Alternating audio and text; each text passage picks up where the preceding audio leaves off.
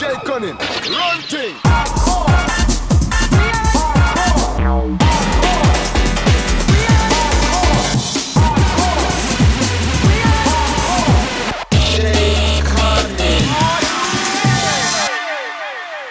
Welcome back to part 2 of an interview with Ron Wells, aka Jack Smooth. Now, I've got to say, at this point, if you have not listened to part 1, please press pause, go back and find part 1 and listen to it in its entirety. It really sets up the whole story with Ron, how we got into music and all of those early years. And there's so much gold in there and so many great stories. It really sets the foundation and the layers for what we're going to do in episode 2. So without further ado, Ron, welcome back for part 2. How you doing, mate? All right? I'm doing very good, mate. Very good. I'm very excited about this. I was excited about part 1. I'm even more excited about part 2. It's been good, isn't it? It's been good seeing the feedback from people that have listened to part 1. I've enjoyed seeing the feedback. It's been good. Yeah. Well, do you know what, for me, like I say, I do this partly for selfish reasons because I'm so interested in the history. I love the music. I love the culture. I love everything about it. But I was just a raver that just went out and raved and listened to the music. I didn't even really pay attention to the records. So to try and find this information, it's just not there. So to have an opportunity to speak to, pivotal, essential people like yourself in the scene is great to just fill in those gaps, and it sounds like a few other people are getting that as well. Yeah, it's been good. Cool. All right. So in part 1, we kind of got mostly up to sort of like the end of 91, and a lot of the focus was on the studio that you'd set up. So I want to sort of kind of pick that back up again. I know that you worked a lot with a lot of people there. We talked about, Marvin Beaver and Fantasy and those guys there. Yeah. And I'd just love to find out, who else you had coming through those studios. Yeah, I think we finished up, didn't we? And I was just talking about the really basic setup that I had. Yeah. At that time, I still didn't have a sampler. So every track I was making was, just drum machine and synthesizers. And I can't remember the exact time I got the sampler now, but I do remember thinking the music's changing. It's not just purist techno and acid house anymore. There's break beats.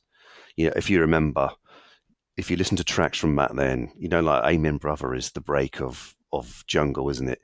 But yes. Before then, you see, it was always Funky Drummer. Everyone sampled Funky Drummer. And it was kind of like, you had to have Funky Drummer in your track or you weren't happening, or Apache. Yeah. And but they were the two, really. And I remember thinking I need to get a sampler.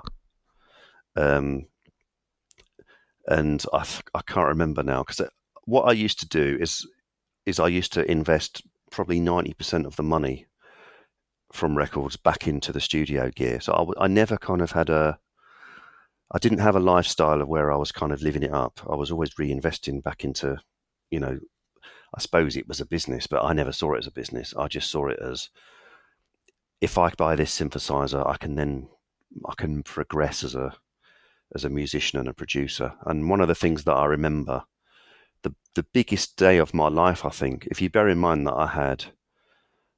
I had really basic setup, and then I remember being able to afford a Korg Wavestation AD, and that was like just such a powerful bit of kit. I was just like, mate, now I can make soundscapes, and now I can. It was just so utterly superior to anything that I'd ever thought I'd have, if you know what I mean. I suppose, again, like looking at today, you take all of that for granted. Even as a DJ, having to learn to mix on turntables, and then you've got to financially invest in the records. Yeah. You look at production now, you can buy or, obtain a copy of a DAW for next to nothing. Exactly. It comes with a bucket load of samples, loads of VSTs, loads of sound packs. Sample packs are you look at something like Splice, where you can get practically every sound possible, all in key and BPM matched, to literally just to kind of drag and drop. It's almost kind of, it's a bit like your music collection of CDs back in the day to now having a Spotify account. It's just like, it's an untold choice that you've got, which I guess, that's that's my admiration for people back then, because you had to make what you had Yeah, he's work, right. and It's you true. had to squeeze everything out of it. Well, if you think about it, that was a 32-note poly synth, but all of the sounds in it, all the good ones, used 4 parts. So you were down to 8-note poly. Right. So if you've paid the best part of $1.5 grand for a sound module, if you use the best sounds in it, you're looking at getting 8 notes out of it. It's just the way it was. It's the way it was. And early sampling, my first sampler was an Ensoniq EPS, which was I think it was a 12-bit sampler. It was a really good sampler though, but it didn't have a lot of time. It didn't have a big memory back then, and you could get a few beats out of it and maybe a few vocal. And then sometimes you'd have to. One of the good things about that sampler is it had a resample function where you could resample things at a lower rate to free up Right. more memory. So things that didn't have a lot of treble information like vocals, you could resample them at lower and get them free up space to do a bit more stuff. But because I was never with my own stuff really that sample heavy, it didn't matter too much to me. But when I had people come in, other people come in with like a massive pile of records under their arm, I used to think, how am I going to fit all these into this? And I'd be like sitting there thinking, oh, I hope they don't ask me to sample anything else. I ain't got any memory left. You've got 3 8-second blocks, and that's it. Exactly. And I just remember I used to have to explain to people what I'm going to do now is I'm going to resample it at 22 kilohertz instead of 44. It will sound a little bit duller, but we'll just EQ that back up, and it will enable you to do that, to put that in. It's just weird, isn't it? Because now you can just feel, the computer's so powerful. There's just the thought of being limited by something like that. It's just alien to people. But back then you had to really work around it. But I suppose also back then, the idea of being able to record someone else's sound, Yeah. manipulate and chop it up and put it into your track Yeah. was just mind blowing. That in itself was just a phenomenal step forward in the technology to give people, that more creativity. I'll tell you what I did, Jay. When I got that sampler, mate, I got the longest mic lead I could find, and I walked around my house hitting absolutely everything with a wooden spoon, sampling it. Because I could. Now I'm going to go around again, and this time with a metal spoon. Yeah, mate. And do you know what? There's tracks with some of those sounds in them. It's just, it's just amazing. I remember there was a Tom Middleton project years ago where I think it was a competition or something, but he took someone into the woods and basically made a whole track just out of sounds from nature. You So could do that. like banging trees, and just walk around with a microphone, and a portable DAT player, and that was it. It's a bit of an art form, that, and to be fair, if I've got any criticism of myself, now these days it's a lost art form for me. I can't remember the last time I did anything like that. Yeah. I spend all of my time crafting sounds on synthesizers, and I should really explore a bit more about sampling and doing a bit more sampling.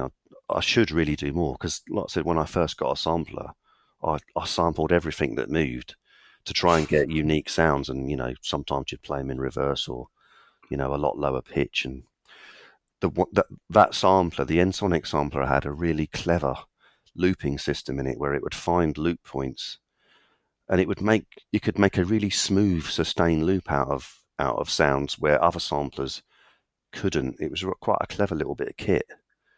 Can you recall the most kind of craziest thing that you'd sampled, or the weirdest thing that you'd sampled and put in a track? Well, it's not weird, but I used to leave the TV on recording to a DAT machine all day. Oh, really? Yeah, all day. And then I would just, at some point I would go through the DAT or the DATs, or sometimes it was to cassette as well, and I would listen through and just listen for little snippets of stuff. But to be honest with you, most of the time it was little vocal, spoken word bits. And that's how We Are the Creator came out. Smooth but Hazardous, We Are the Creator. Because I left it on, and Star Trek I think it was Star Trek: The Motion Picture. It's one of those films anyway was on, and I just remember Captain Kirk saying, "We are the creator." And I just thought to myself, well, if that ain't a sample, nothing is. And I remember I played it to Alex Hazard, because he was our lodger back then. One of the things that I forgot to say earlier was when I remember saying what a hive of activity 14B Linden Hill was. Yeah. Well, at that time, Lorraine had gone to, in fact, the same club that I met her in. She went to Passion at the Tudor Rose in Southall, and Alex Hazard was DJing. And he was playing one of my records, and she went up to him and she said, "Oh, you're playing one of my boyfriend's records?" And he went, "Oh, Wax Factory." And she said, "Yeah." And then she got talking to him, and I think they swapped numbers, and then we got speaking to Alex, and we hit it off really well, and it wasn't that long, actually. Then we had a spare room in the flat, and he moved in, and he was Lorraine's lodger. So he was our flatmate, and he worked at Sound Division then. And he was responsible for, he was kind of like the guy that invented the beginner's DJ pack.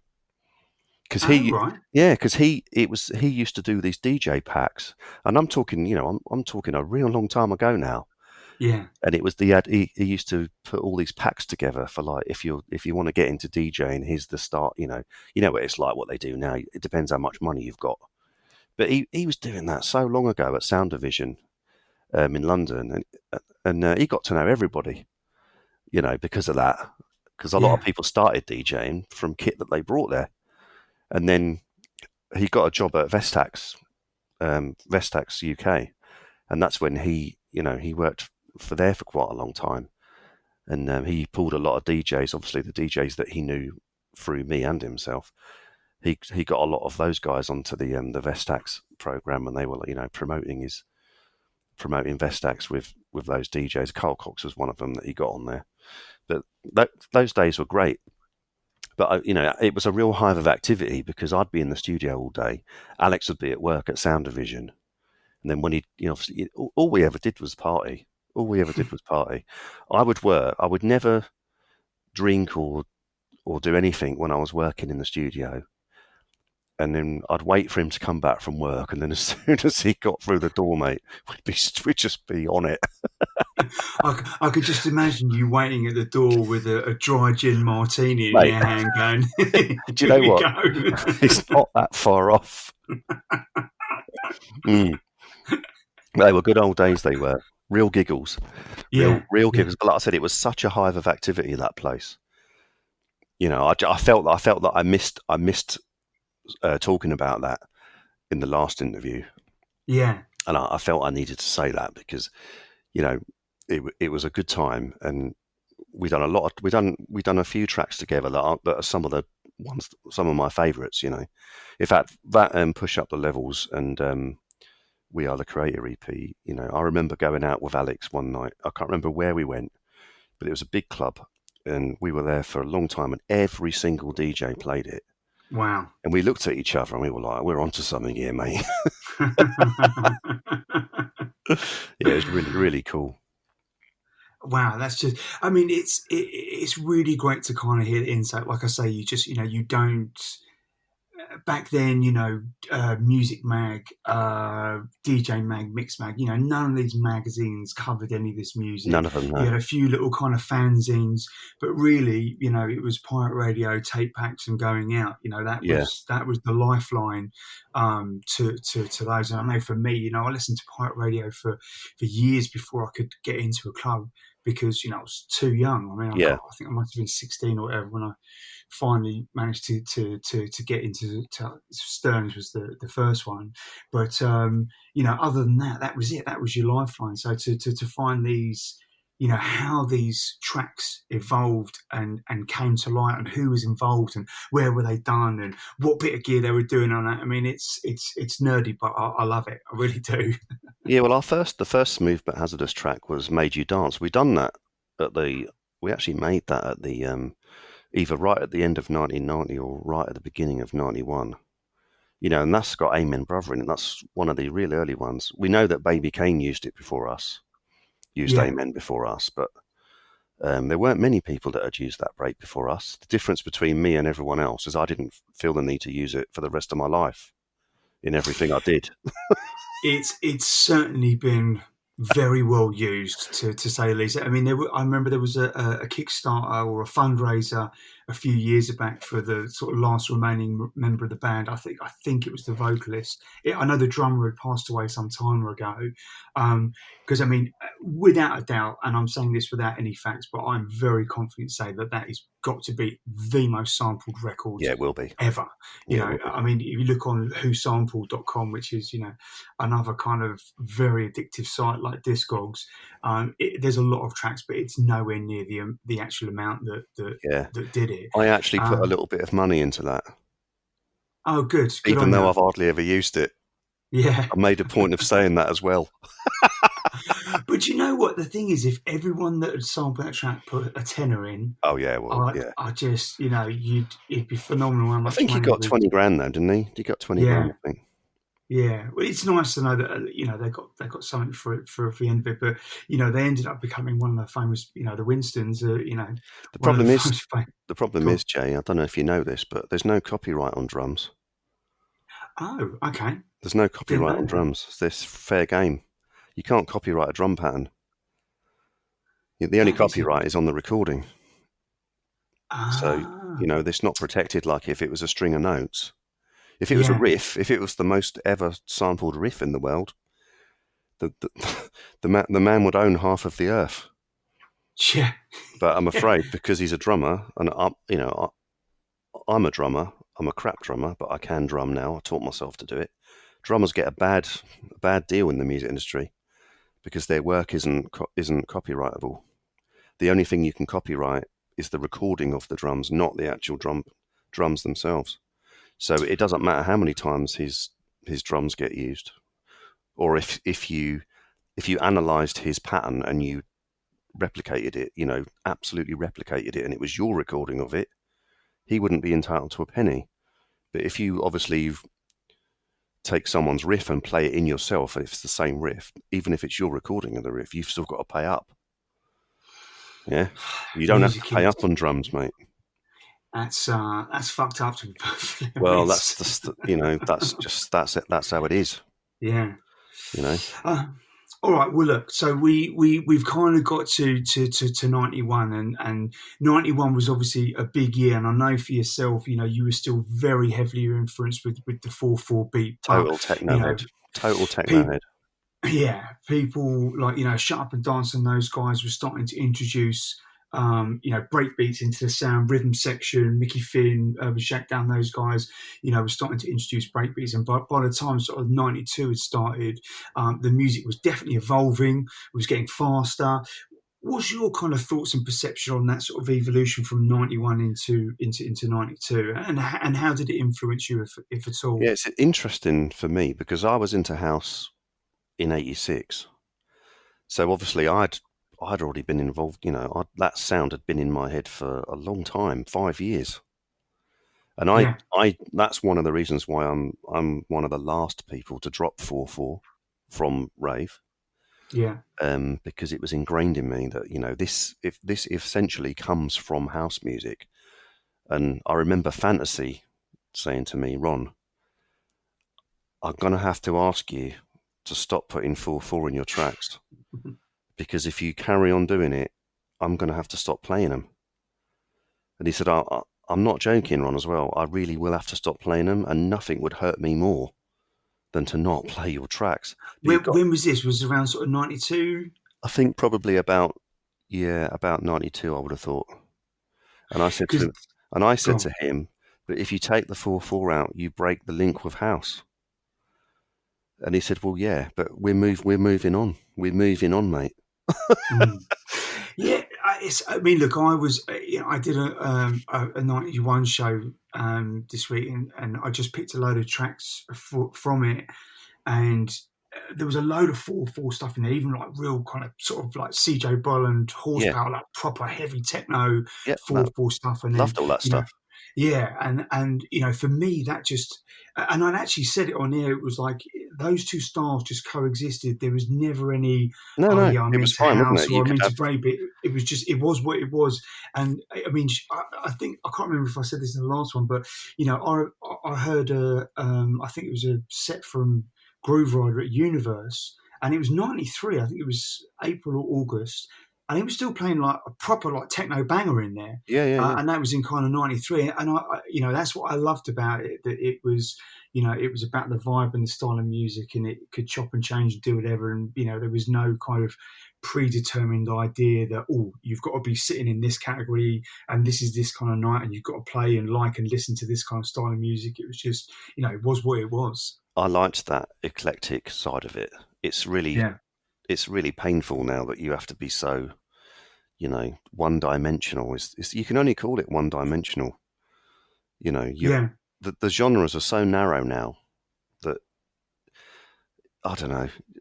Do you know what? If For they carry me, on, there'll be like one noise, and it's like if it isn't that noise, it's not that genre. do you know what? For me, the lines between genres now are so blurred. I think, back in the day, it was house, techno, hardcore. Then came garage, hard house, and these were all Yeah, clearly defined. And they were. Yeah, yes, you could tell the you difference know, between them, couldn't you? yeah. And now it's like, I taught DJing for 5 years, and one of the most common questions, especially from new DJs, was, what shall I call this? Because we used to talk about organising your music, and I was in my element then, like OCD, like tagging Yeah, all stuff and all that kind of jazz. And I said, look, in all honesty, it doesn't really matter what you call it. You call it what you want to call it. If you like it, you play it. For kind of smart playlist metadata purposes, yeah, you should try and find the name. But listen, when you're playing in the club, no one can see that name, and even if they couldn't give a flying fuck. yeah. You just, and now I think even more so. You look at the kind of sort of more urban trap R&B drill, everything's just merging into this kind of one sound. Drum and bass and jungle is kind of flipping and moving around. There seems to be a House war is, between them two genres at the moment, isn't there? You're just like, mate, just what does it matter? Do you like it? Yeah, if you like it, just get into it. You can't, there's a bit of a them and us thing going on, isn't there? Mm. I mean, look, I'm not as heavily involved in that scene as I was. I was doing PR for like a lot of those labels like Technique and V and Viper and those guys a few years back. So I was a lot more ingrained in it. So I've moved back. My recent experience was actually at Clashmouth, Yeah, the record fair. And I tell you what, I loved it. That was a phenomenal day for me. That was the closest that I got to getting that record shop vibe again. And yeah, in all honesty, it was probably actually better because you had all the independent labels that were there. yeah. So the label owners were there and the artists had come down. Fantasy was down there. I haven't seen him for ages, so it was great to catch up with him. Got a copy of his book as well. So I haven't had a chance to read it yet. But there was all these different, and the buzz was just, and do you know what? Walking around, people from pirate stations there, walking through, and it was crazy busy, Yeah. bumping some bikes. Oh, sorry, and they'd tell me, oh no, I'm really sorry, bro. It was such a nice, genuine atmosphere. It's the first one I've got to go to because I've just been away for the rest of them, but I will not miss another one now. Well, if I'm still in the UK, I'll go to the next one. That's for sure. Yeah. We'll meet up. We'll have a couple Yeah, of beers, mate, because that yeah. sounds a bit of fun. All right. So 92 is kind of sort of underway. So that one of the moments in there, I've got a question from one of the users. Chris McCormack asks, "What was Trip to Trumpton all about?"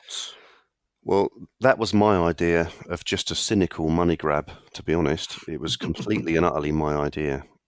I was at a rave somewhere, and the two guys from Urban Height were doing a PA. I noticed that they had almost the same equipment as me. Right. They had a Roland MC300. One of them was using a Juno 106, and I thought, well, they're obviously compatible because they're using the same gear. And I just said to them, "Come and see me, and I'll play you what I do." And I remember them coming to see me, and I played them the Hedgehog Affair stuff, and they were like, "Yeah, this is proper. This is." And I said, "Do you know what? I reckon if we made a trip to, if we made Trumpton as a rave tune, it'll go all the way." I said it was my favourite program when I was a kid. Yeah. I'm talking like really young now. If I was ever off school for being ill at probably like, I don't know, 5, 6, 7 years old. I can remember that being on TV. Yeah, no, I remember it as well. Do you know what I mean? And I Yeah, just thought yeah. to myself, if you can't make a hit out of that, mate, then you can't make a hit out of anything. And then about 2 days later, they said, "Oh, we've just, funnily enough, we've actually been looking, and one of our mates has actually got a record of Trumpton." I said, "Well, just bring it in then. We'll sample it." And about, I don't know, probably happened inside of about 6 hours. It was done. Wow. That was it. I mean, I've got to say, there's obviously the version that has got the Trip to Trumpton sample, and the other one that doesn't. That for me is like one of my biggest tunes Yeah. of '92. It's a massive Well, I tune. said to them, look, I said, it's all well and good, going for gold, but I said, I've got a reputation to look after. Yeah, And I said, if the B-side is a proper underground banger, I will be comfortable, because I can tell all of my people, I've done that side for you and I've done that side for them, yeah, and that's the way it came. That's the way it came out.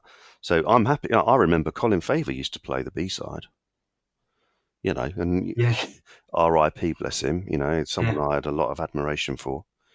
I remember him playing the B-side. I remember thinking, bloody hell, Colin's like playing this. He doesn't play. He doesn't play commercial music. He plays bangers. One of the most memorable sets that I'd like to say I remember hearing it, but I've very vague memories from this night. But Fantasia '92 into '93 at Little Coat House, and Slipmatt played it in the set. And I love those tapes because it just like the world dance tapes, it really captures the vibe and the energy of it. And am I right in saying it had a crowd like cheer Yeah, in the yeah, it did. track? It did. That bit got, if I remember, it actually got drowned out by the actual crowd that was there. I mean, it was like 18, 20,000 people, or however many it was that was in there. But yes, still for me, just a massive tune that guaranteed definitely. Well, Always a fun one to mix on vinyl because it's got that little drop with the just the bass line, and the beat comes in, and if you yeah, haven't got it lined up right when that beat comes back in, that's caught me a couple of times. yeah. Well, like I said, that's for me. That's a record that I was embarrassed about at the time for quite a long time, actually. But now, when I look back on it, I'm proud of it because Yeah. I'm in the Guinness Book of Hits. Oh, And really? yeah, I am. Yeah. I'm in the Guinness Book of Hits, and I'm thinking, well, you like to think that you're this underground, devil may care, and anti-commercial, because it's. I don't think many people would dispute that 99% of the time that is who I am. I am a devil may care. Don't care if you like it or not. This is about the way I'm feeling right now, music. But every now and then, I had a conscious decision to glory hunt once, Yeah. and that one glory hunt went all the way. So, to be fair, I can look back on that and think, well, you sold out once, but it worked. Yeah. And you didn't completely sell out because you've done a B-side for the people that you represent. So I am now proud of it, but I was embarrassed about it for years. People used to introduce me to people, nothing to do with the rave scene, just normal people. Oh, this is Ron. Oh, he's the guy that made that Trumpton record. And I'd be cringing because I'd be like, oh no, mate, you're setting me up as some kind of superstar now. And you know that I don't do adulation or glory hunting, or, you know what I mean? I just be like, Yeah. I just want to put my coat over my head and go home. Yeah. Well, look, as far as I'm concerned, mate, you should certainly be very proud of that record. It I was, am proud of it. I'm proud of yeah, it. I'm proud of the yeah, B-side. I'm proud yeah, of what the A-side achieved, and I'm yeah. and I'm proud of how the B-side sounds. So I'm cool with it. Nice. Well, look, there was a few records. The Banana Splits one. Obviously, Sesame Treat was a huge one that was made out there Christopher as well. Howell. Yeah. Yeah, he kept me off Yeah. the number one slot, and I kept him off the number one slot. He Well, got to that number was two. He got to number two. I got to number six. If either of us had have made that record at a month apart, we probably both would have got He probably would have got to number one, and I might have got to. Well, I might have got to number one as well. Who knows? Never mind. So what? Let's talk about some highlights for two. What for 92? What's some moments or a particular moment where you've gone, holy shit, this is really happening. This is really going for it now. Well, I can remember doing some. Obviously, I worked with a lot of good people that on the Basement Records label. Yeah, Kev Bird is a particular favourite of mine yeah, as a person and as a producer. As is Mayhem, Martin Ikin, a very talented man. Now, yeah. Some great tracks. now doing Isn't very well he? for himself in the house scene. Yes. What's the name he's gone under? He's Martin Ikin, his real name. That's right. Yeah, yeah, But you see, yeah. I've the thing about him is I can remember him having jazz piano lessons. He was serious about actually wanting to improve his music skills. He wasn't someone who was like, oh, I'll just take a slab of this and loop it up. He actually wanted to write his own real music, and that's why I've had so much respect for him. I remember when I met up with him, because obviously there was quite a long time. I left music for a long time, and I didn't keep in contact with anybody. But when I met up with Fantasy, he said, "Oh, um, he said I'm good friends with Martin." I said, "Oh, are you really?" He said, "Let's all meet," and we met up. We met up in London quite a few years ago, and I remember saying to Martin, I said, "I'm really proud of you, mate, because you're doing well now because you put in that effort, you put in that graft." You made sacrifice, and you wanted to be a bona fide musician. I said, and that's why you're now getting the rewards, because you've become the man you wanted to be. And I've got so much respect for him for doing that. And You get out what you put in, right? I really enjoyed working with him. Even though, to be fair, and he would be happy to admit it, he was quite sample heavy back then. He didn't care about taking a looper for someone's track. And Yeah, I always used to say to people, and everyone will tell you this who's worked with me, I used to go, mate, you could just replay that, you could just replay it. And they'd be like, no, but I want this. I've been listening to what this would sound like in one of my creations for so long. Do you know what I mean? Because, yeah, people have the ideas in their head before they get in the studio, don't they? So yeah, he would have heard the stuff that he sampled in his head. He doesn't really need me to tell him, hang on a minute, let's make something that sounds like it. He's heard it how he's heard it, and he wants to recreate it. So I get it. You know what I mean? I get it. yeah. But I always used to Well, say, as a point of principle, you don't have to. You could just recreate it. But it you know, it's funny. Like, it reminds me of I did one of these interviews with Slipmatt a few months ago now, and he was talking about the first tracks that he'd recorded. And like that. He said, I had every sound. He said, and I drew out in blocks where I wanted everything to come in and come out. He said, I'd mapped it out exactly how I wanted it. I'd heard all the individual sounds. I knew what kind of percussion or whatever, and riffs and yeah. samples and vocal bits. And I literally just drew it out on this massive piece of paper. But you see, that's somebody who clearly has an understanding of how the process works. He may well have sampled some stuff, but just the way you've just explained what he said tells me that he was somebody right from the beginning had an understanding of how to go about making something. Whereas, I don't want to be negative in this interview, because I've been negative in interviews in the past, and actually I've got all that stuff off my chest. Yeah, But I will say there have been people that have come into my studio with a bunch of records under their arm expecting me to do it all for them. No clue how to structure anything. Just, yeah, I want to nick this. Let's make a track. And like, well, they've never touched the keyboard, you know, but yeah, yeah, but their name's all over it when it's come out on wax, stuff like that. And don't get me wrong, mate. If you got 1,000 engineers and producers in a room and asked, has that ever happened to you? Every one of them will put their hand in the air, mate. So you know what I mean? I'm not dining out on it, and I'm not saying I've had a hard time. I'm just saying there is a difference between what you've just described.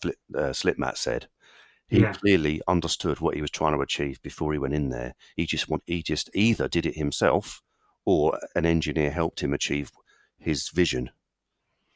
And that's, I mean, let's be honest. There are many people that are specifically being paid as ghostwriters to take this full on, and it is what it is. For me, Yeah, if these guys are getting paid enough for their talent and skill to be able to just churn out these tracks, then as long as they're getting compensated for it, they may have yeah. points or whatever. It's So their that, choice as well, isn't it? If they want yeah, to do that, it's yeah, their choice. yeah, yeah. But Well, look, sorry, go on. yeah, so round about the sort of, I think it must have been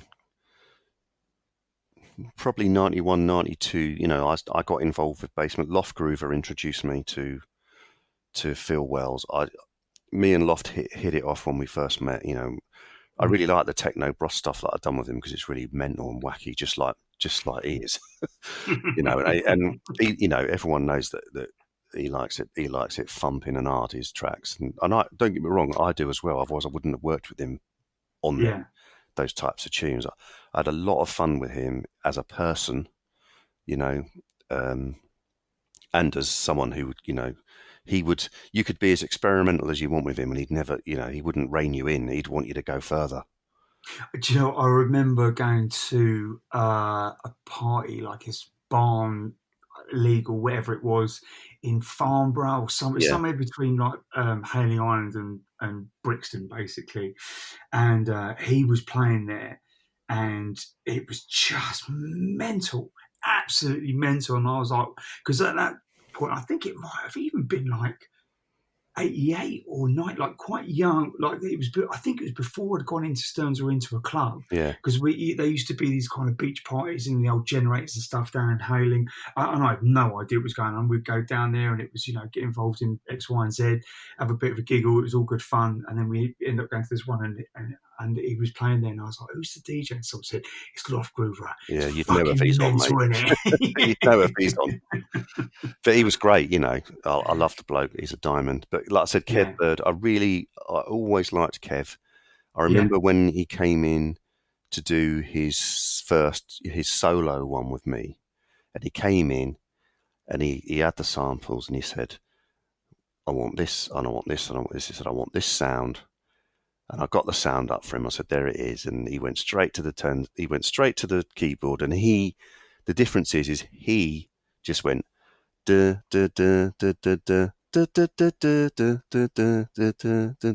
I went, "That's a riff, that is." He went, "I know." He said, "I've been hearing that in my head forever."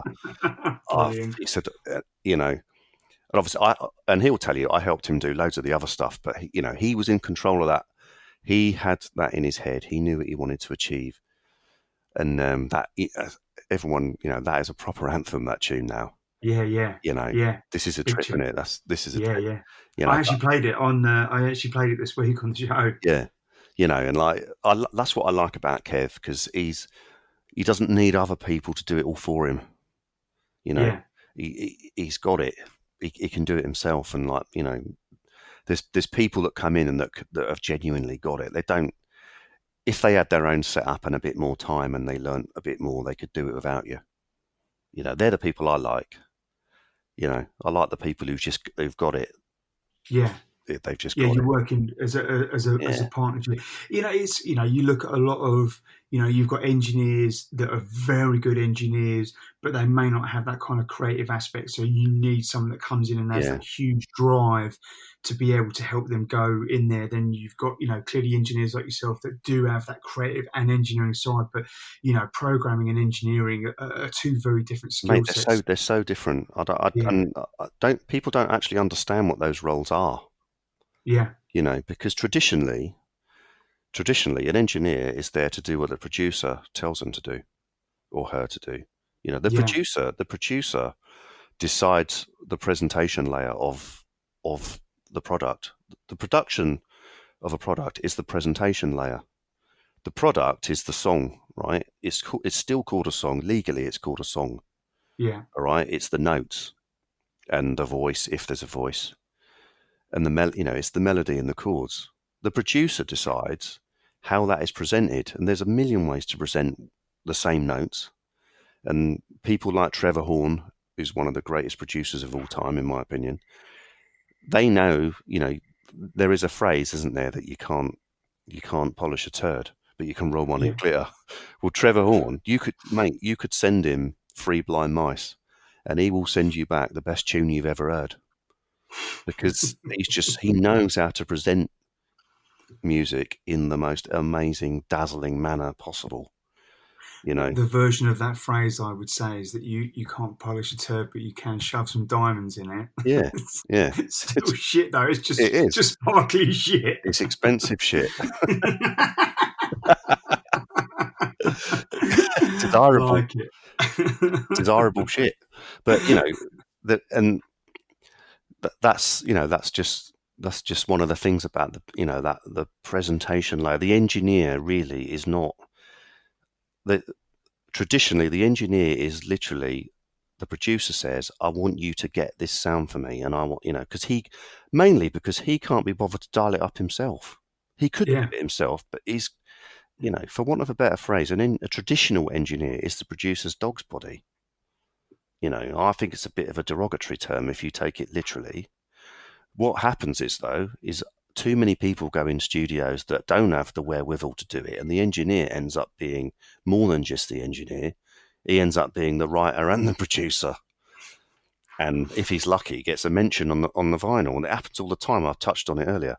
It happens all the time, But again, I've not come on here to rant this time. I'm on all about the positives.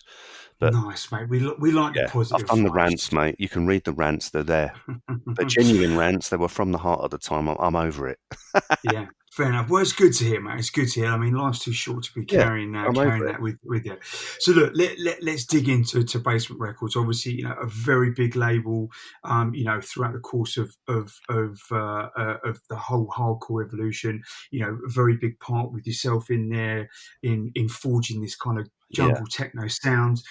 Let's talk about how that all kind of came about and how that evolved with yourself and Basement. Yeah, they'd had 3 releases, I think. The first 3 I was not involved in. And it was Lofgroover that took me to Reading and introduced me.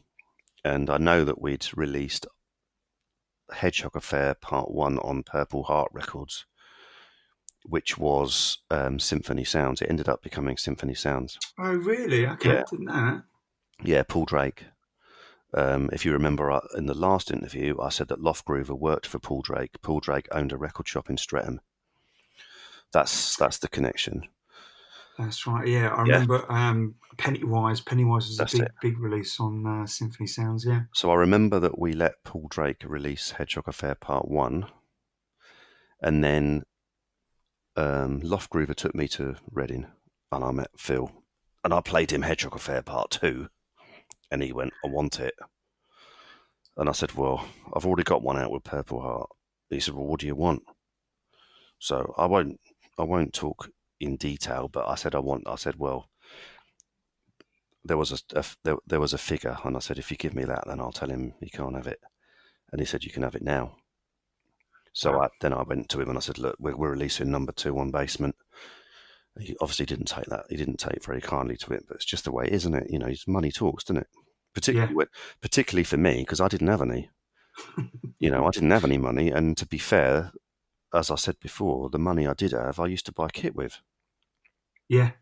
And I think probably Hedgehog Affair Part 2 paid for the Korg Wave Station AD. I'm pretty sure it did.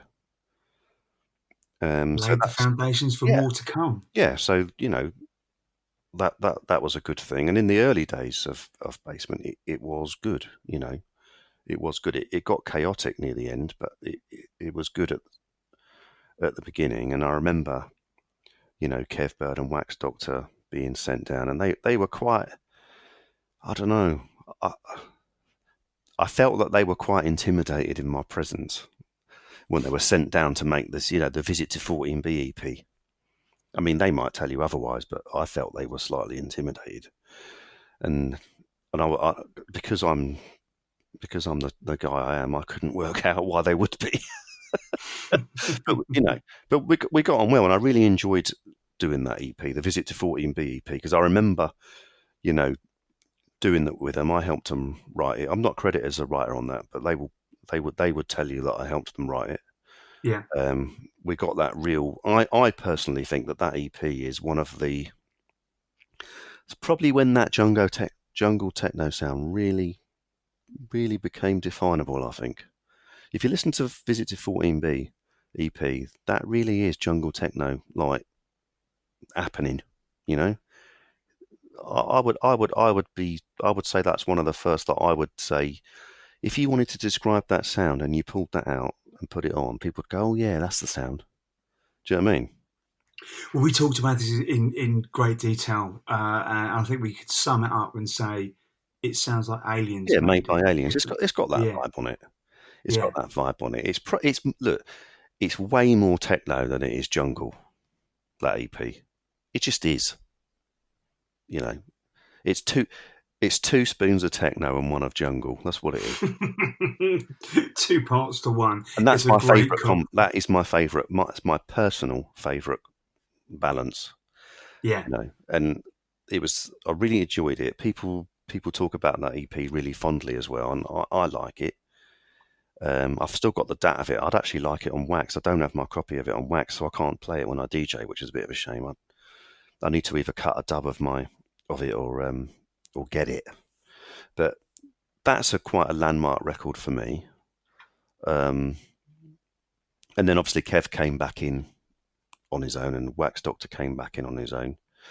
You know, I always found that I had to help Wax Doctor a bit more than I had to help Kev, because Kev just seemed to have it. He just seemed to have that. I know what I'm doing and I know exactly how to get it. I just want you to help me get it.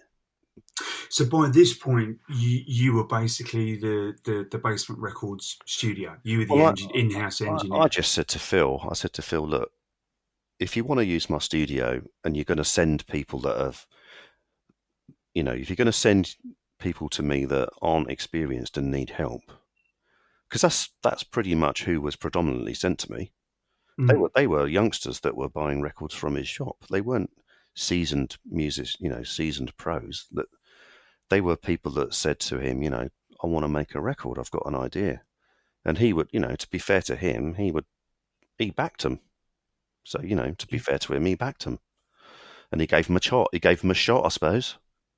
You know, I'm not saying they couldn't have got a shot elsewhere because they made some good records, but you know, sent them to me, and I helped them achieve something.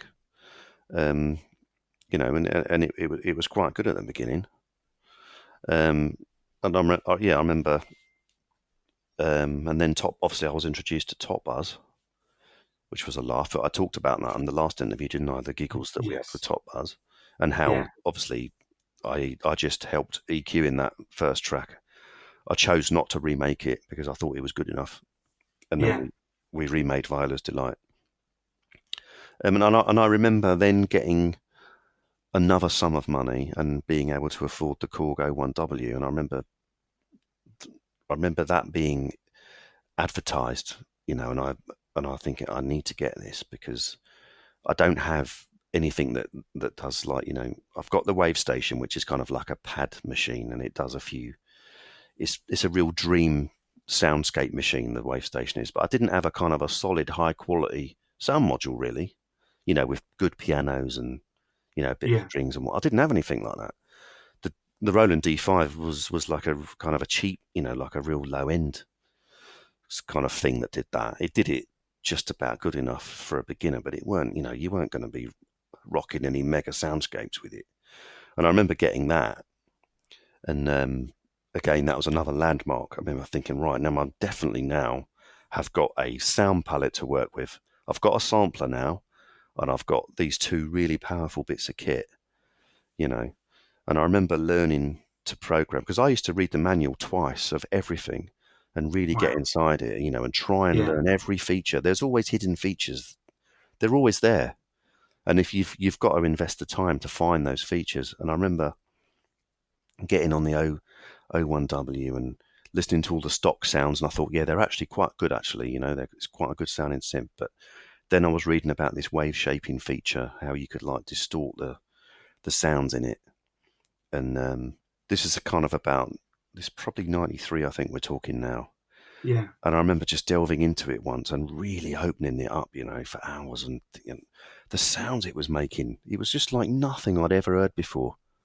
So when you're kind of going through and delving into these different sounds, are you finding like inspiration and ideas for a bit of a track that you're working on now? Are you finding sounds and gone, right, I'm going to build a whole track around that one sound. I've got to make this sound work, however it Yeah. takes. So it used to be a combination of things. I remember I used to sit and just do nothing but create sounds. And then obviously I would have that ready to use in a track. But then Yeah, and other times I would obviously have the MIDI. I'd have the notes playing on the sequencer.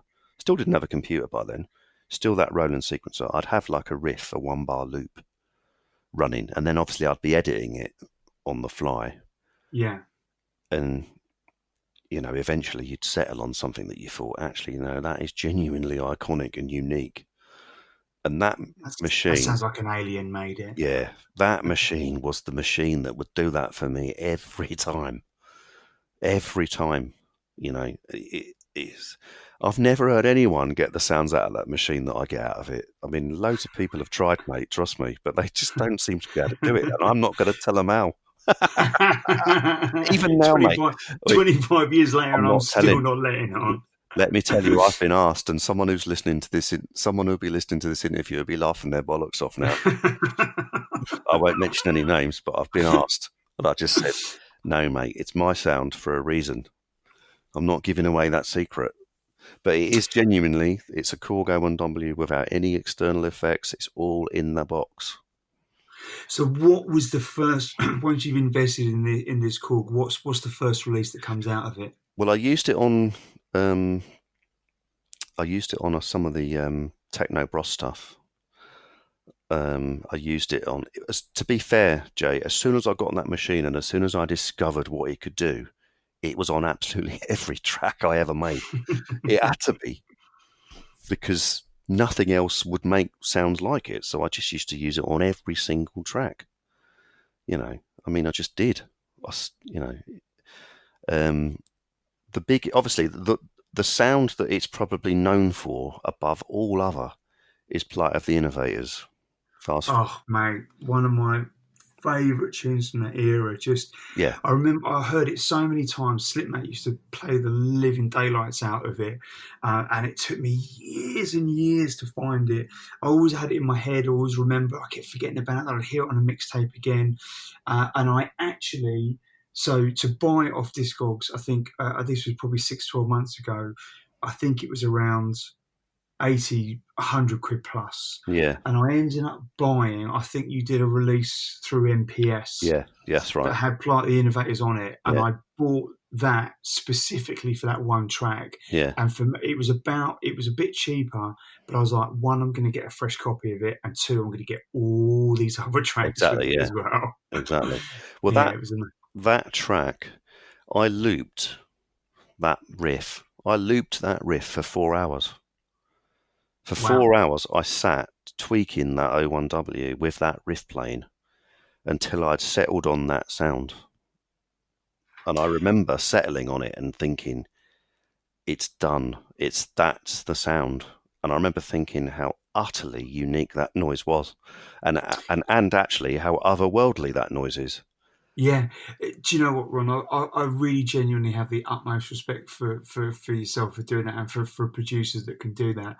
I've made 3 tracks in my life, one every 10 years since 1995, and I just don't. I'm very patient in some aspects, and I'm not patient in others. And one of the ones that, and I have tried, but just constantly listening to a loop, it's not in me. I wish it would. 4 hours, mate. 4 hours. Yeah, fair play to you, because that clearly tells me you put the time in, you get the result. The guy I did it with was asleep for all that time. He couldn't tolerate it. He fell asleep. I just said, I'll wake you up when I'm done, mate. I'll let you know when I've got this sounding how I want it. Yeah. And it was 4 hours later. So I'm going to dig a little bit deep here. So do you have did you have that exact sound in your head? No, And what you're doing is no you're way. basically tweaking it to get it, or you're just tweaking it, and you'll know when you Correct. hear it. Correct. Right. Yeah. Interesting. I got to a point, right, where I thought, because I used to, obviously, when I first got the sampler, I did what everyone else did. I sampled individual hits of people's tracks, obviously existing rave tracks that had gone before, Mm. even rave tracks that were out 2 weeks earlier, which is what we all did. Yeah. You know, oh, that's a good, I want that, you know, and obviously, and then someone else you're working with would say, I want to use this sound here. I want to make our own rave version of that. You know, you take one hit and then you do your own riffs of it, don't you? That's what you do. And I Yeah. got to a point where when I got the O1W, I thought to myself, I don't think I need to do this anymore because this machine is so unbelievably unique and powerful that I can actually start being the guy that makes the sounds that other people want to sample, Yeah. There you you know? go. And because I've always been, you know, I've always wanted to try and be, I've tried to be original. I thought to myself, I want to be the man where people are saying, I nick his noises. I don't want to be the guy where they say all he does is nick his noises. You know, I want to make my own. And I just remember that machine just made it possible. It made it Well, look, possible. it's a testament to you that you wanted that uniqueness, you wanted that individuality, and it's why you're still doing this and revered fondly. Everyone that I've spoken to, that I've mentioned your name and reading the comments, there's nothing but love for the music that you've been involved in, have created. So obviously that ethos has done you well. Yeah, well, it's just like I said. I've always tried to make a slightly emotion. I call it emotional techno. I like to have emotional techno in my music. And if there's no reason why rave music can't have emotional techno in it, you know, Yeah. and I think that's what jungle techno is, you know, and it was made possible by the nice equipment. I do sometimes, I do sometimes see, when these phrases, a bad workman blames his tools. I'm Yeah. like, no, do you know what, mate? The tools are really important, man. The Mm. tools are really important. You know, I could not have made Plight of the Innovators without that Corgo 1W. So there's no point saying, you know, it's all about the man and the tools are secondary. The tools are as important as the man, you know, because but they go hand in hand. Yes, you've got to get off your ass, read the manual and learn how to use them, but it's not about the man, it's about the man and his tools. I mean, you can pretty much apply that to any person and anything on this planet, I agree. really, can't you? I just think I it's a think, bad proverb, you know, it's not a good proverb. yeah, yeah. It's like, for me, actually, funny. My interpretation of that is I interpret that as the person's at fault. A Yeah, bad, a woman blames his tools. It's like, well, you're blaming your tools because yeah, you're not man enough to blame yourself. yeah, Like I think I said this in the last interview with the first part.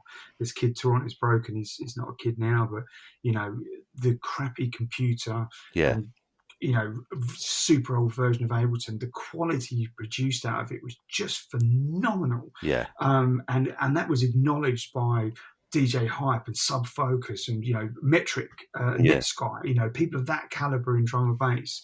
And if you looked at his studio, you would have just gone, no fucking way. yeah. So, but he just squeezed everything he could out of it and just kept pushing and kept pushing. And it's very reminiscent of your story with the call. Yeah. It's yeah. Of course, there's loads of presets in For there. me, the gear is important. You know, it's important. It. I get inspired off the gear. Then it's not for me. The equipment inspires me. And one of the things that I'll never forget. I'll just turn the clock back a little bit because it would have been about 1991 or when Kleptomaniacs, Tintin, and Toby Grafty Smith, R.I.P. from Jamiroquai, keyboard Yeah, player of Jamiroquai, is sadly no longer with us. Well, just before they got signed to, just before Jamiroquai got signed, he came to my studio because Tintin brought him, right? no way. Yeah, he came to my studio and he said to me, "Man, I'm so broke. He literally said that to me. He said, "I'm so broke." And I had a Roland. If you remember in part one, I said when I brought the 707 drum machine, the guy showed me a Roland JX8P, Yeah. and I got one, and I got one, and it was in 14B, and I'd only just got it. And he walked in, he went, "Oh my God, I love these synths. Can I please have a go on it?" And you know what, mate? His fingers touched that keyboard and it sang. And I mean it sang. And I just looked at him and I said, "Mate," I said, "you ain't going to be skint for long, mate. I wouldn't worry about that." Seriously, that's what I said to him. Brilliant. I said, "Trust me, mate, you are not going to be skint for long." And do you know what? I met him a year later at the Cross at King's Cross. Yeah, I remember the club well. I went in there and he was at the bar and I went, "All right, mate." And he was straight away remembered me. And I said, "I told you so." 'Cause, you know what I mean? I said, "I told you so." And I remember saying to him, I said, "Did you get any writing credits on the album?" And he said, "Yeah, I've got a third of it." I went, "Oh, you're having a laugh, ain't you? A third of it?" And he went, "Yeah." I said, "Have you had your PRS statement yet?" He went, "No." And I said, it's coming, you know." I said, they'll be paying this month." He went, "Do you think it'll be like a decent sum of money?" I went, "Mate," I said, "it'll look like." I said, "Trust me, mate. You're going to have a good December, man. Don't worry about me." I'll never forget that. He said he was broke. He was broke. Crazy. Yeah, incredible. But anyway, R.I.P. Toby Crafty Smith. Yeah. It was an honour to have him for that short period of time. You know, I helped him and Tintin do their second Kleptomaniacs release. But yeah, that you know, it's amazing how many people have passed through. You know, the Sound Entity studio. They should be putting a blue plaque outside that Well, flat, I yeah, think. there has been talk about that. Some fat old bloke lived here. Used to play around with synthesizers. Him and his 54,000 Yeah, synthesizers. but yeah, it was you know, that it was good. But that Korg O1W enabled me. I think that's the bit of kit that enabled me to carve a unique sonic identity. I think. Yeah. If I didn't have, you know what, this is the thing about the man and the equipment. I don't think if I didn't have that machine, I'm not convinced I would have been able to stand out as much as I was able to. I don't think I could have, because Yeah. all of the sounds in those tracks from '93 got right up till '95. All of those iconic stab sounds that people always forever ask me about are all off that machine. They're all off it. Don't get me wrong, they're not in it. I had to find them and it was hard finding Yeah. them. I had to make them. But they're in that machine. If you can be bothered to look for them, they're there. So, you know, I'm pretty sure you know what question I'm going to ask you, but have you still got it? Of course. Yeah. When I fell out of love with music, it would have been 1996. That's when MP3s started coming in. And I'd left the underground scene. I got signed to MCA because obviously the scene turned into drum and bass, didn't it? Yes. I started doing drum and bass as Earl Grey, and I had a few releases out on rugged vinyl. Fast Floor, I'd obviously done as Fast Floor. I'd also done some drum and bass, which obviously my album. I made one of the first ever drum and bass albums, but it never got released. Oh, really? Yeah, well, you've bought it now, haven't you? Oh, that, of course, There's loads of yes. drum and bass on there, mate, from right Yeah. back in the day. Proper early drum and bass as well. You know, Wow. it is one of the first drum and bass albums, but it never got released. So I'm never going to get the credit for creating one of them. But I don't care about that anyway. But I moved into drum and bass. If you remember, Fantasy said to me, "Ron, you've got to lose this 4/4, mate. Otherwise, we're Yeah. going to have issues." And do you know what? I trusted him, and I said to him, "Okay." Because don't get me wrong, I was massively into electro, you know. I was massively into electro. I wasn't so Yeah. big into hip hop as I was into electro. I did like hip hop a bit, but electro was my thing because electro is obviously is craft work. And I thought, well, I don't have to have the 4/4. I suppose I've had years and years of it. I'm okay with it. I'm okay to move on. And if to be fair, I thought to myself, if I don't move on, I really am going to like get sidelined. I wasn't wealthy enough then to say, I don't give a shit what the people think. Do you know what I mean? Yeah. I had Yeah. to sell records, otherwise I would have had to go and get a job. Yeah. So I didn't have that freedom, like the freedom that I've got now. You know, so I had to listen to him, and I'm glad I listened to him, and I think I made some very good drum and bass records, and particularly if you look on Discogs, somebody has written about me that I was certainly an early architect of drum and bass. Somebody has written those words. I didn't write them, and it's nice that somebody's recognised that, because when you see documentaries about drum and bass, any journalism about drum and bass, I'm never mentioned. But I was right, you know, with fantasy's help steering me in that direction. I was at the forefront of that change. I nearly missed out on it, but he saved me from missing out on it, because he was very early on it. He was, and I talked Yeah. about that before.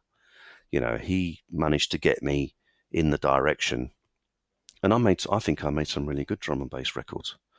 You know, but I then got assigned to MCA, and I did a deal with Carl Cox. Carl Cox signed me to his Worldwide Automatum label. I suddenly got given a lot of money. You know, I got given quite a lot of money, and for whatever reason, well, I know that there were external forces that were influencing me. People I was working with were desperate for success. You know, too desperate for success. When you're desperate for success, it clouds your judgment of how to attain it. Yeah. Yeah, Yeah, for sure. I got sucked into that, mate, and I've said it before in another interview. I made some terrible decisions, and I ended up turning my back on the underground scene because I thought I'd made it. Once I was signed to MCA, you know, I thought to myself, I don't need to be doing this anymore. And I was really badly mistaken, it turned out, and it ended up costing me my career. But it didn't. That's not the only reason that it cost me my career. That came at a time where people stopped buying records and started downloading them. So I had a double whammy. I'd kind of I'd fallen off of my perch with my key thing that I was good at, in pursuit of something that I actually I'm not good at, which is commercial music. I made a big mistake there. I tried to be something I wasn't, but I let other people that were desperate for success influence that. Mm. But that also coincided with a time where people stopped buying records. So I was doomed. You know, I was doomed. I was absolutely doomed, and I had to start a business then. I mean, one of my mates built us a website, and you've got to bear in mind we're talking 1996, right? That's a long. There weren't many websites around then. My mate built me a website, and then I thought to myself, if I don't learn how to maintain this myself, every time I want it changed, I'm going to have to ask him to do it, and at some point he's going to want money. So I might as well just learn how to do it myself. If I can program synthesizers, I bet I can do this. So that's what I learned to do, you know. And when it came, you know, like everyone has this moment where they wake up and they think, do you know what? I'm on the cusp of failure here. I need to do something. And I thought to myself, my music career is finished. And Wow. I just said it to Lorraine. I'm finished. I've blown it, you know. And I thought, well, I make pretty good websites. If I looked at the other websites that were out there at the time, I thought, well, my website looks better than theirs. Maybe I can, you know, maybe I can have a career at doing that. And that's when Fast Floor Productions turned into Fast Floor Multimedia. You know, There you go. A that new era was born, huh? that's how it started, and that kind of saved me from having to get a job, because I was, you know, to be fair, mate, I did not want to go and get a job. I'm totally unemployable. You know, I had I three. mean, you think that, but I'm sure you're not. But I I am, know where you're coming from. mate. I left work. I left school at 16, and between 16 and 19, I was fired 5 times. I was That's a pretty good unemployable, mate. effort. I'm unemployable. I can't be told what to do. I'm a creative. I'm just a creative a free thinker that just I've got no discipline in terms of like achieving other people's goals for them. Yeah. Because when you're at work, you're achieving other people's goals for them. Yes, you've got your own. If you're a team player, and I'm not a team player, if you're a team player, you can achieve some of your own goals while achieving other people's. Right? I get that. That's what you do. You Yeah. know, you're winning for yourself, but you're also winning for those brands that you represent, right? Yeah. Sure. And I bet it is a double win because I bet they look after you as well. Yeah, I mean, look, throughout all my works and jobs that I've done, I've always worked alongside Yeah, music, but I've always had to gain personally from yeah, it, whether it be a new skill set, advancing or pushing, whatever it may yeah. be. See, I can't. If it's not my show, I can't contribute to it because it isn't mine. Yeah, Do you see what I mean? yeah, no, it totally makes sense. Yeah, It's not. yeah, I don't want that to sound arrogant because it just means that I can't buy into something that I'm not in control of. If I'm in control of it, I can buy into it because I can influence it and I can get the rewards. And if I can't get the reward out of my effort, then I don't want to put the effort in. And that's kind of like, that's how my mind thinks.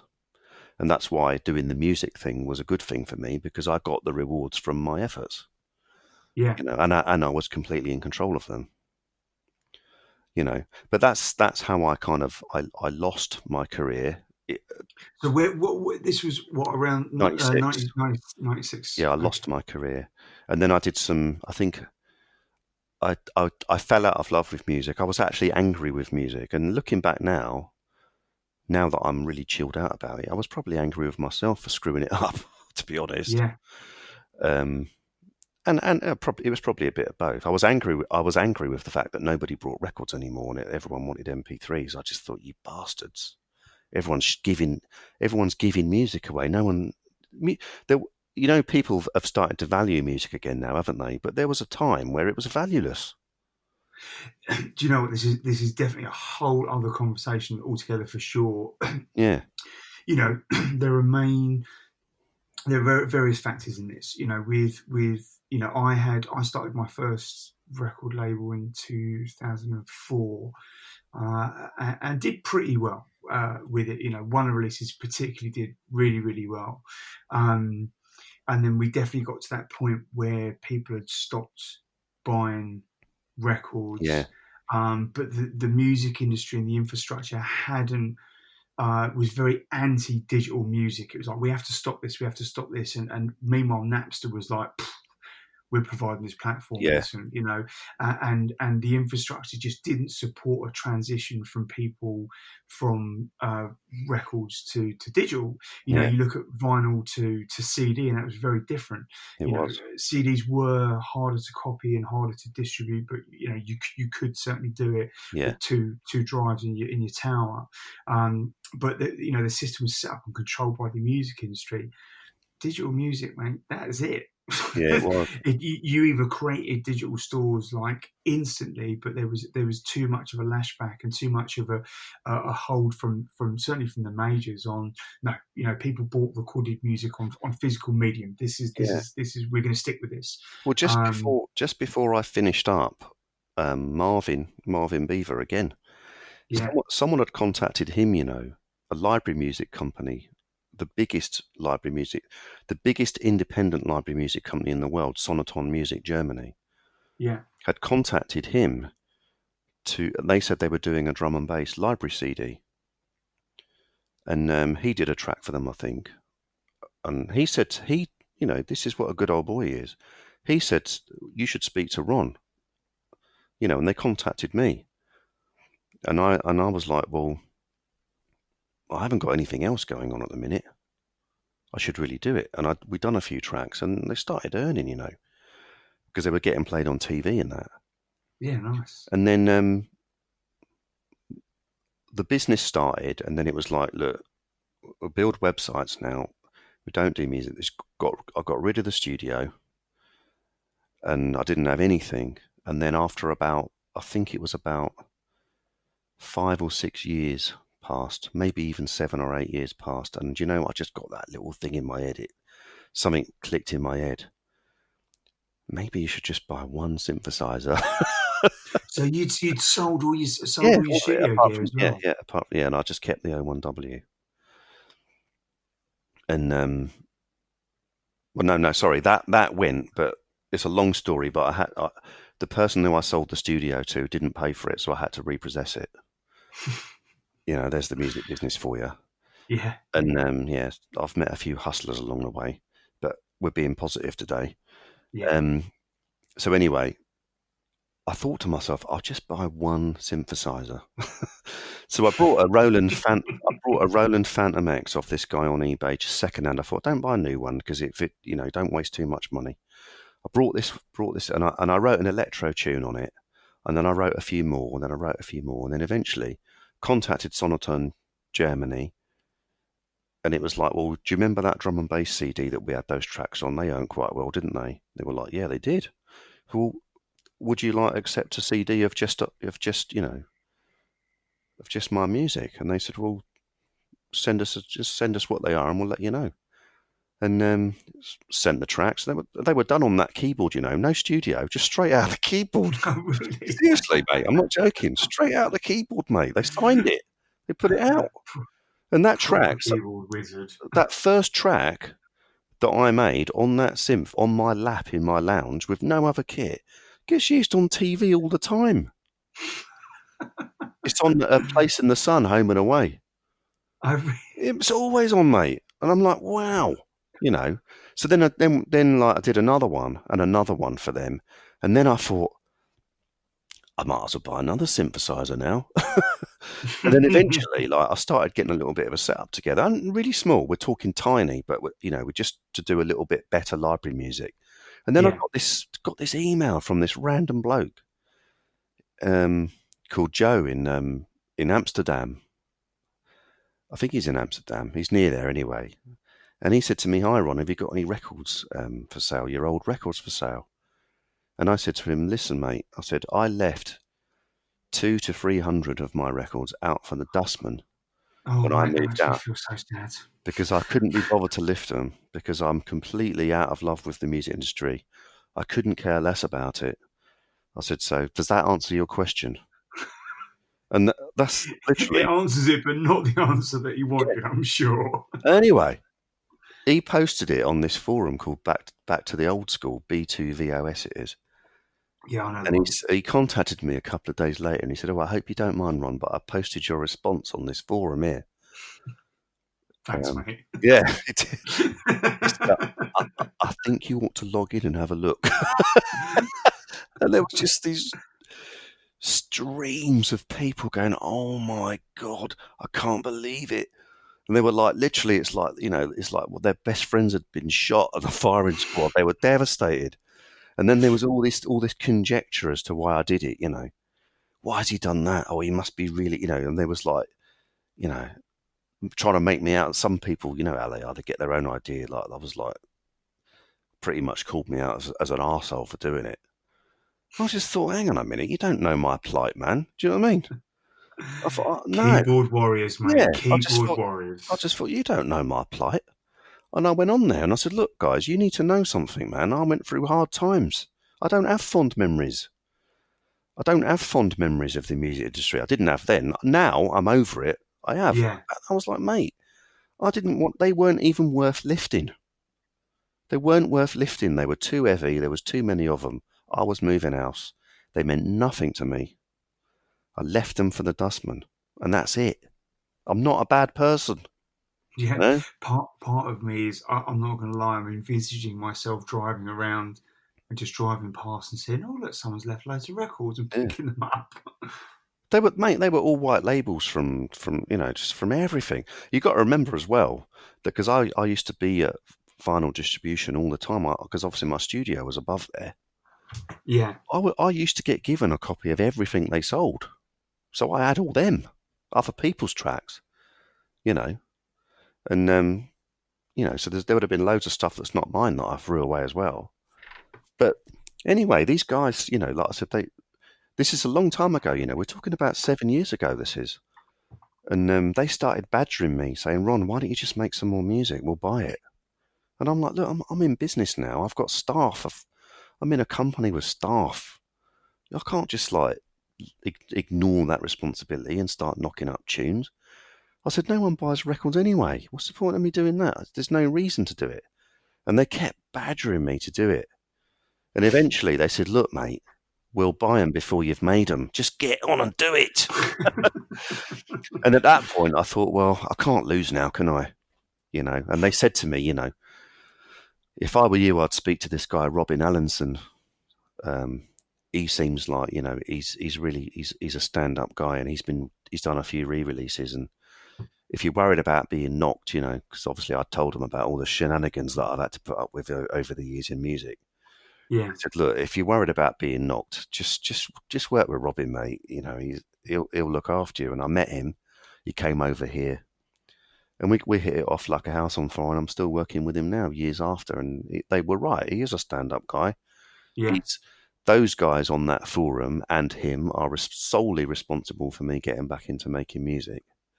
Well, hats off to those guys for sure. Mate, I've credited them times, mate. I've credited them times, and I've credited Robin times. You know, he's the guy that I can trust. Robin, he's never ever going to switch, and he's never going to like do anything that I'm not happy with. You know, don't get me wrong, he doesn't do everything right. He's not perfect. He makes a few wacky random decisions now and again, you know, but in the main, we never have crosswords, and we're always out for each other's back. And he's got my full support, and I've got his. And it's, you know, it's really cool to be making music again. And it's also nice that a few other record labels have been signing my stuff at the moment as well.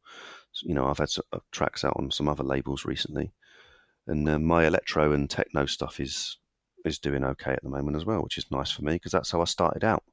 You know, people. So, Go on. I was going to ask, are you? So, what's this kind of studio setup now? Are you sort of kind of old school MIDI synth style setup, or have you gone down a digital? I'm hybrid. I've got both. Hybrid. I've got 13 physical synthesizers now. Wow. And I've got untold VST synthesizers. So I've got a hybrid setup. I mean, my setup is 50 times better than Sound Entity ever was, you know, the original Sound Entity. So don't get me wrong, by about 1996, Sound Entity Studio was ace, mate, I tell you. Yeah. I had like ATC monitors. I had like my mixing desk had been modified by like a hi-fi expert electrician. He made it sound amazing, mate. It was just brilliant, that studio. But obviously it came to a natural end of life because I wasn't able to make money out of it. And then obviously I had to start again from one keyboard. But now obviously the technology is so different now. You know, I've got a really high quality sound card. The sound, you know, it's just the noise floor. You can turn it up to 10, mate. You can't hear anything. Just, you know what I mean? It's perfect. It's like a perfect environment. You know, I used to have to wire my studio up, and because that's another thing that I did back in the day. I was so anally retentive, I made my own cables. And mate, I used to only earth one of them so that there was only ever one earth between any bit of kit. And I just eliminated all ground loops and hum out of my setup. And it was a full analog setup, you know, with 64 channels of like analog mixer. You could turn that up to 10 and you could just about hear some hiss. You know, because I had literally took every earth out of every plug. The mixer was earthed and nothing else was earthed. Everything was earthed when it was plugged into the mixer. And if you pulled the wrong lead out, mate, you heard the biggest noise of your life. It weren't, mate, health and safety would not have approved. But it was just like, you know, a sublime setup. And obviously, you know, obviously now I've got a sublime setup. Everything's earthed properly. But I've made, you know, all the cables myself again, you know, with the most expensive, not the most expensive cable, but the best cable, the best connectors. You know, it's just another anally retentive setup from the ground up, but it's a different one. But you know what? That's again, there's a high amount of admiration I have for that because it's about that attention to detail that sets people apart from everyone else. Yeah. You know, everyone can give 70%. A good handful of people can give 100%, but not many people can give more than that, and it's that extra effort, anal retentativeness. Well, It is, yeah. however you want to package it up, it's that extra 10-20% that you put on top. Well, I'm That a hi-fi nut. That's where it comes from.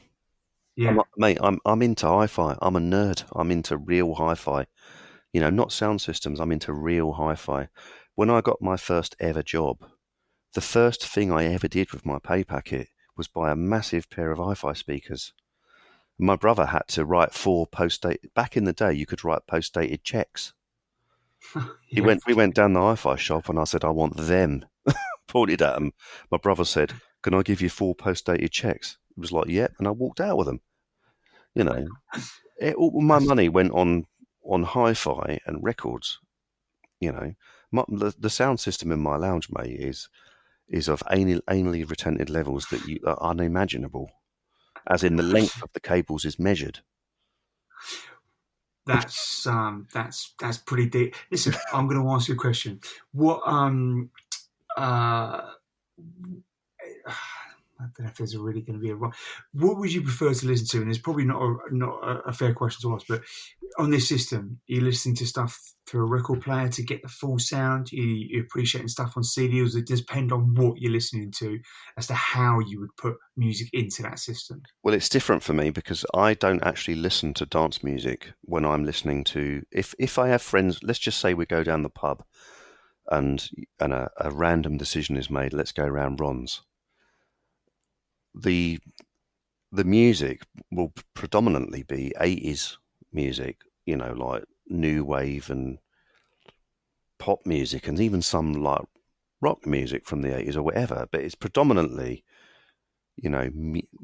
mainstream music, not dance music, because dance music is what I make, and it's what I love to listen to in the car when I'm checking back mixes, and when I listen to people like you on the radio and Glenn Aston on the radio, and a guy that I've got to mention is Damo B, Outer Limits Show. Mate, he is just like a connoisseur of electro and techno and acid, and that. His shows are just wonderful to listen to. There's a lot of great music of that era being made, that style being made at the minute. And I listen Yeah, to all that stuff on the radio, but when I'm actually if I'm going to listen to individual tracks, I've got a media server. It's an expensive media server because it has to be if it's going to be driving my system. yeah. And I could just call it up on the iPad, but it's all it's very high quality. But mate, I don't care what anyone says, right? I'm into real quality music, and one of my favourite albums of all time is Tears for Fears, the Seeds of Love album, right? You listen to that album, Yeah. listen to every single bar of music in it, the composition of it, the way it's played, the way it's been recorded, and the way it's been produced. If you listen to every single bar in that record and tell me that's not like the absolute pinnacle of musical excellence, it just is. I've learned so much from that album. I listen to music like that, and people like Seal. Obviously, Seal was produced by Trevor Horn, right? Okay. That's why I mentioned Trevor Horn. Yeah. I learn what I do in my music from what they did in their music. People like Trevor Horn and Tears for Fears, Roland Orzabal is mate. When you listen to that type of music, you could just because it isn't dance music doesn't mean that you can't massively learn from how to craft a journey in music. Oh God, no, of course not. And Yeah. for me, a lot of mistakes people make is they listen to one genre of music and they end up being too one-dimensional. Mm. One of my favourite bands of all time is Ozric Tentacles, which are like crazy prog rock band. And they used to do gigs at raves as well. If you listen to an album, The Yum Yum Tree or Spirals in Hyperspace, I Yeah. played that stuff to Daniel Silk, mate. Daniel Silk, Worldwide Epidemic.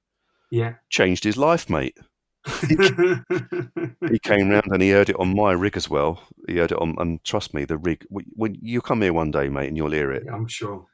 Well, you'll probably have to come to Portugal soon because I'm not going to be here for much longer. But it changed his life because you hear stuff. You hear just this unbelievable musicianship, and you can translate that the inspiration of how the sounds were made, how they're played, everything about it can teach you how to do what you do better, even if it's a completely different genre. You know, you've got to learn I, from the best. to be honest, I actually believe that's essential Yeah, to do that. I do that in various different aspects, but especially in work. I yeah, work in the DJ industry, but I look at a whole different manner of how companies market and talk to the audience. yeah, And it's just amazing, kind of absorbing that. Whether I like the product or like it or not, I strip that part of it. I strip that emotional need part of it and yeah, think, exactly, mate. how they're talking to. And this is what I was going to ask you actually. So when you listen to, I found basically when I started learning a bit of production, and I don't know much in any shape or form, but I've got some very tiny little basic skills and how to open a door and do some very simple stuff. But when I started kind of making tracks with people, I found I started listening to music very differently. You do, don't Um, you? You do. and actually, I didn't like it. I didn't. When I listened to when I used to go record shopping, and still do now. But when I was record shopping for new stuff, I'd literally flick it onto the record, probably at 3 points for no more than 2-3 seconds, and I knew instantly whether I wanted to buy that record or not. Yeah, And I just had that kind of childlike innocence, and it was yeah. just a really simple question that I asked myself: Now you're do I picking like holes in this? everything, aren't you? Yeah, and now I'm like, oh yeah, I recognise that break. Oh, do you know Yeah, what? He's got that bass line from that sample pack, and I thought, oh no, no, I don't like, I yeah, don't like this. mate. Um, If you don't think I've been there, you know, so my question is, I suppose I hear you talk insanely passionately about music, and it's really nice to hear it. But so my long-winded way of getting around to the question is that do you have to check yourself and go and break away from engineer on and go to music lover on yeah, I to can get that now. I back? used to struggle at that. I used to really Yeah. struggle with it. When I was doing it the first time around, I tried not to listen to other people's music too much. I just Mm, wanted to just immerse myself in what I was capable of doing. And I don't think that was actually wise, to be honest. But that's just what I did. I was very insular and just, totally zoned. I was just in a zone. Now I've got just such a wealth of beautiful music that I've heard other people make, and I love listening to other people's tracks now.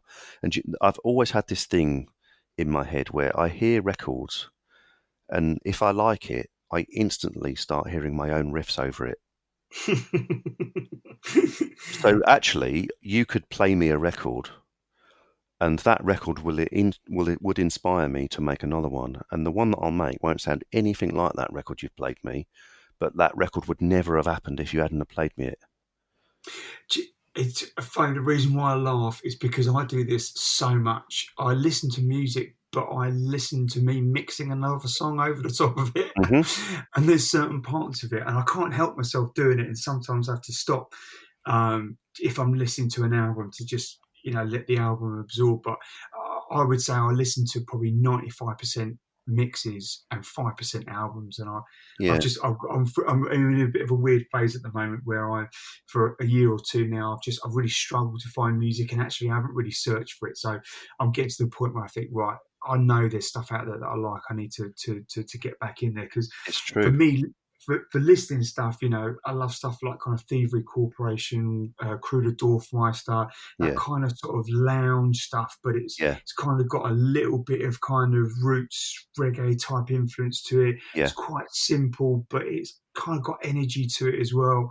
And I love a lot of that stuff, and I found some really quite obscure artists, like this guy's called Mum and stuff like that really spawned off. But I still listen to that stuff when the mood's right. yeah, But yeah, I need to get back on a mission and start discovering some new music out there for yeah. sure. I'm much better now at listening to other people's music and enjoying it and not picking holes in it and seeing the Yeah, best in it and having it, add and had it. It kind of I add it to my virtual sonic palette that I can draw on. If that makes sense, as like an it inspiration totally palette. does. Yeah. Yeah. Whereas Yeah. before I would have been, that's crap, that is, or or that's really good. I wish I made it, bastards. Do you know what I mean? Because see, when you're starting out and you're struggling, it's quite easy to begrudge other people that are doing better better than you, Yeah, mate. yeah. It's easy Oh, to I've fall seen into it first. that, you know. I've seen it firsthand, Yeah, and some people that were very close friends of mine as well. It's not been pretty. it's all. Do you Um, know what, mate? It always goes wrong when you need the money. If you need the money, your judgment on anything creative is going to be hideously marred. When you're free yeah, to create something that is for you and for you only, and if someone else likes it, then that's a result. That's when you will always do your best work, and it's when you will be the better person. I don't yeah, actually believe in all this, you know, the struggle is the creative genius. I'm not convinced about that. It may well be when you're painting or a sculptor, but I don't believe that in music. I mm, just don't, because particularly electronic music, as I said earlier, the quality of the tool set that you've got actually helps you a lot in electronic music. And I think if the struggle is that you've got, a Tandy 4-track recorder and a Roland 505, which is an absolute diabolically crap drum machine, and a Casio VL tone, well, best of luck knocking me out on that, mate. No matter what your struggle is or creative energy is, you ain't going to win, yeah.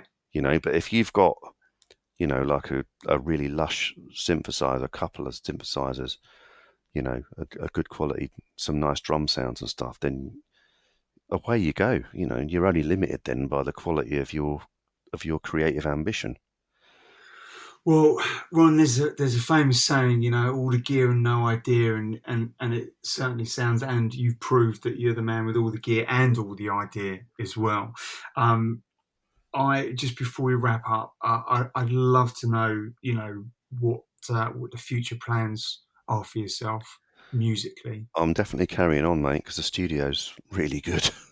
I'm not spending all that time with my grounding efforts to go to waste. Do you know, the funny thing is, right, this is the thing about the gear. There are lots of people that say when you've got less gear, you have to be more creative, and you've already explained that, right? Yeah, You've already explained that, and I do agree with that. But there is a magical combination when you are creative and you've got the tools. That's the magic combo. yeah, It's 100%. for me, I've got the studio at the moment. I don't have to go looking for great sounds. Almost everything I dial up is a great sound. Yeah, So that kind of struggle has gone now. It's kind of it's a little bit too easy. And it's, for me, it's just to focus on getting inspired from the sounds, and listening, and now listening to other people's music and getting inspired by that as well. But I'm not stopping making music now because I've got a great setup, and I'm moving to Portugal, and I'm going to build a studio in the sun. All the plans are there. I'm just waiting for the house to sell, and I'm gone. And I'm going to set up a studio in the sun, and I'm going to make music until I expire. Simple as that. that I'm in a sounds good place. awesome. I'm in a good place. Yeah, it certainly sounds like it. It really does. You've. I've got to thank you for all the time you've given me for this, because it's been just a phenomenal insight into how it all got started, the journey along the way, and where it's going. And I do genuinely wish you all the best. You on. As many people know, are an insanely talented person. I think if you weren't making music again, that would be very sad for just music full stop. So very positive and encouraging to hear that it's going to keep on coming out. It definitely is. So, Ron Wells, listen, thank you very much for your time, and thank you everyone for listening. All that's left. I hope I've not missed anyone out. I'm gonna hate myself. Do you know what? Everyone I've done these interviews, it's impossible. Everyone always goes, "Oh, we should mention this or that." We're covering. It's not like we're talking about how's your year gone so far. Yeah. We're talking about how's basically the last 30 years plus exactly. have gone. If there is anyone that you've forgotten to mention, I'll be more than happy to add them into the show notes for an extra shout. Okay, mate. So listen, mate, we wish you all the best for the move for Portugal. I'm looking forward to some new fresh beats that keep coming out of there. Yeah, cheers, buddy. Cunning, run thing. Hardcore.